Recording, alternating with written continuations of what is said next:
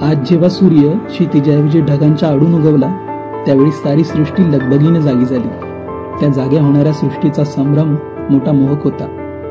एखाद्याने जांभई देत अंगावरचं अंथरूण बाजूला करावं तशी धरित्री आपल्या अंगावरचं धुक्याचं वस्त्र बाजूला करत होती. आजचा प्रवास सूर्योदयापासून सूर्यास्तापर्यंत.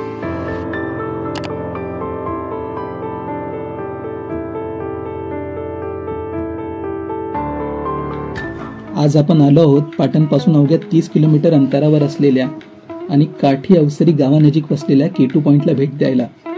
K2 पॉइंट पासून जवळच वसलेल्या कोयना बॅकवॉटर केबिन्स येथून आम्ही हा निसर्गरम्य प्रदेश निहाळला.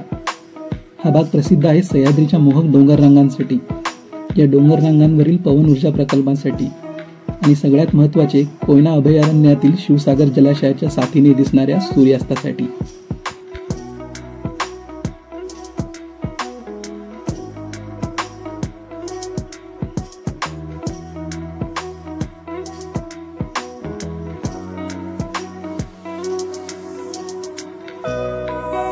मला किंवा कदाचित प्रत्येकालाच वाटतं आपल्या आयुष्याच्या नाण्याला दुसरी बाजू ही आपल्या आवडत्या छंदाची असावी.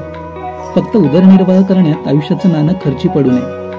आपलं अख्खं जीवन शहरीकरणानं व्यापून टाकलं आहे. कधी अंगावर ऊन किंवा चांदणं पडत नाही, कधी झाडांच्या पानाची सळसळ, वाहत्या वाऱ्याची भुरभुर कानी पडत नाही, कधी शरीराला मातीचा स्पर्श होत नाही किंवा पावसात आंघोळ होत नाही, कधी निवांत पडून सामन्याने गजबजलेलं आकाश निहाळता येत नाही, कधी आपल्या श्वासाचा आवाज, हृदयाची धडधड स्पष्ट ऐकू येईल असा एकांत सापडत नाही. मुळात आपलं अस्तित्वच सापडत नाही. शहरातल्या खुराड्यात राहून ते सापडणार तरी कसं? त्यासाठी बाहेर पडायला हवं, फिरायला हवं आणि आयुष्य खऱ्या अर्थाने जगायला हवं.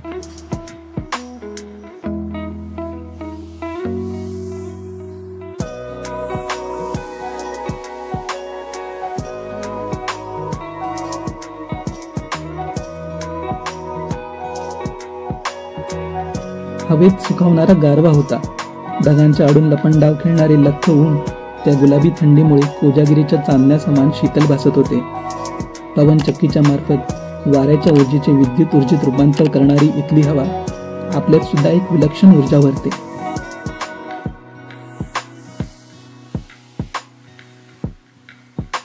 हा ऊन सावल्यांचा खेळ पाहण्यासाठी एक उत्तम ठिकाण माझ्या नजरेस पडले आणि आम्ही त्या दिशेने निघालो.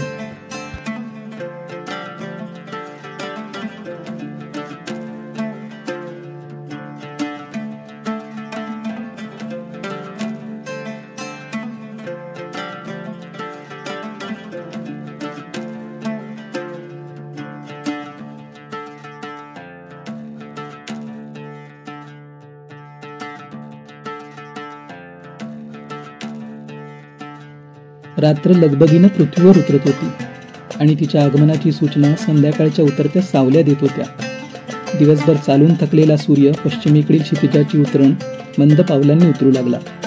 ढगांवर भगवे सोनेरी रंग चढू लागले आणि माझे मन सुद्धा त्या रंगात रंगून गेले. या मावळलेल्या संध्येबरोबर तुमचाही निरोप घेतो. लवकरच भेटू पुढची भटकंती घेऊन.